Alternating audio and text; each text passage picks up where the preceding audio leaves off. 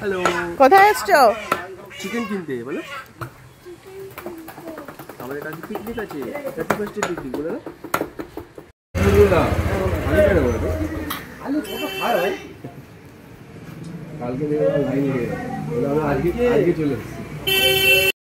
Hello everyone, চলে আসলাম একটা ছোট্ট মিনিমল ব্লগ নিয়ে। কালকে 31 ডিসেম্বর, আমাদের বাড়িতে তো পিকনিক আছে। তোমাদের কাদের কাদের পিকনিক হচ্ছে অবশ্যই জানিও। আমাদেরও বাড়িতে একটা ছোট করে আয়োজন আমরা করেছি। তো তারই জন্য আমরা আজকে হচ্ছে 30th ডিসেম্বর। আজকেই সকালবেলা আমরা সব চিকেন, মাটন এগুলো বাজারপত্র টুকটাক একটু এগিয়ে রাখছি। স্পেশালি চিকেন আর মাটনটা কিনে রাখছি, কারণ কালকে আমাদের ধারণা যে অনেক লাইন পড়বে। তো তাই আমরা আগের থেকেই কিনে নিলাম। একটু আগে তো দেখতেই পেলে যে চিকেনটা কিনে নিয়েছি। এবার আমার হাজব্যান্ড গিয়ে ওখানে মাটনটা কিনছে, আর আমরা বাইরে দাঁড়িয়ে মা আর ছেলে মিলে একটু ভিডিও করে নিচ্ছি, 2-3টে ফটোও তুলেছি। আর আমরা এই যে মাটনটা কিনি, এটা হচ্ছে বেহালার ইউনিয়ন ড্রাগের একদম অপোজিটে, জানি বলে খুব ফেমাস দোকান, আর মাটনটা খুব ভালো পাওয়া যায় এখানে। আর তারপর বাড়ির পথে যেতে যেতে আমরা একটু ভেজিটেবলসও কিনবো ভাবছিলাম, তখন দেখলাম এখানে সবজি নিয়ে বসেছে। আর এটাই সরকারের তরফ থেকে, আমার যতদূর ধারণা যে সরকারের তরফ থেকে এটা বসে। আর দাম খুব খুব রিজনেবল হয়, মানে নর্মাল মার্কেট প্রাইসের থেকে অনেকটাই ডিফার করে।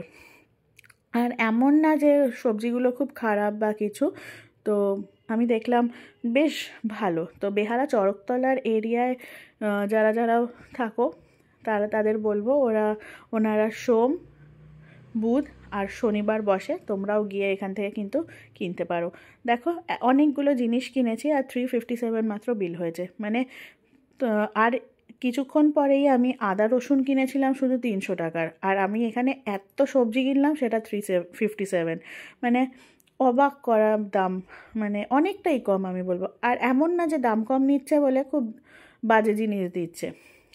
তো এরই ফাঁকে আমাদের নেওয়া হয়ে গেছে, ওরা প্যাক করছিল, আর ডুগ্গু বায়না করছিল যে ও টাকাটা দেবে।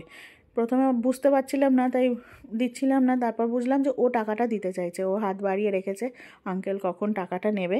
তারপরে তো ও দাঁড়িয়েই আছে। আর যেখানে আমরা কিনছিলাম ওখানেই একটা পার্কও আছে। পার্কটায় দেখছিলাম বাচ্চারা খেলছে, একজনই খেলছিল, বাচ্চারা বলবো না, একজনই খেলছিল সকালবেলা। তো ডুগুকে বললাম চলো আমরাও একটু খেলে আসি ওখানে। তো ও টাকা দিয়ে বিল ঠিল দেখে সব হিসাব নিকাশ করে তারপর আমি আর ডুগু গেলাম হচ্ছে একটু পার্কটায়। প্রথমেও যেতে চাইছিল না, মনে হয় শরীরটা ভাল লাগছিল না বলে। তারপর যখন দেখলো স্লাইড আছে, ডাক আছে, ঠিক গেল আবার। তো প্রথমে স্লাইড চললো, একবার করেই সব চড়ালাম, বেশিক্ষণের জন্য না। তারপর বলল যে আমি এবার ডাকটা চড়বো। তো ডাকটার দিকে আবার এগোলো। আর ওখানে একটা বনু চড়ছিল বলে ওর ভালো লাগছিল, একটুখানি বনুর সঙ্গে চড়বে বলছিল। তো ওকে ডাকটাতেও বসালাম, ডাকটাও একটু চড়ে নিল। সকাল সকাল পার্কে স্লাইড, ডাক এগুলো চড়ে নিল। ওখানে সুইংও ছিল, কিন্তু ডুগু সুইংটা খুব একটা চড়তে পছন্দ করে না, ও বলে ওর মাথা ঘোরে, মেবি মোশন ফোবিয়া আছে, তাই আমিও ওকে কখনও জোর করি না, যেটা চড়তে চায় সেটাই।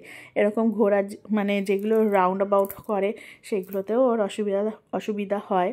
আমি ডক্টরকে বলেছিলাম, তো বলে অনেকের অনেক রকম ফোবিয়া থাকে, ওর হয়তো এটাই ফোবিয়া, কোনো অসুবিধা নেই। তাই আমিও অত চিন্তা করি না, আপাতত মাথায় অতটা নিই না।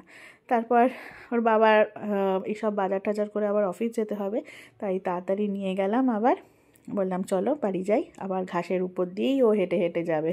তো বললো আমি ঘাসের উপর দিয়ে, জঙ্গল দিয়ে যাব। ও ভাবছে এই ঘাসগুলো হচ্ছে জঙ্গল। তো জঙ্গল দিয়ে গিয়ে তারপর বাবার কাছে চলে গেল। আবার তারপর আমার হাজব্যান্ডকে আবার বেরোতে হবে, তাই বেশি দেরি করলাম না।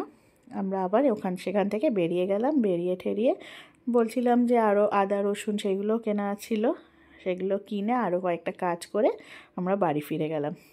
তোমরা কিন্তু আমাদের ব্লগটা দেখতে থেকো, কারণ কালকে নিউ ইয়ারের ব্লগও আসবে, সঙ্গে থাকবে কিন্তু। টাটা।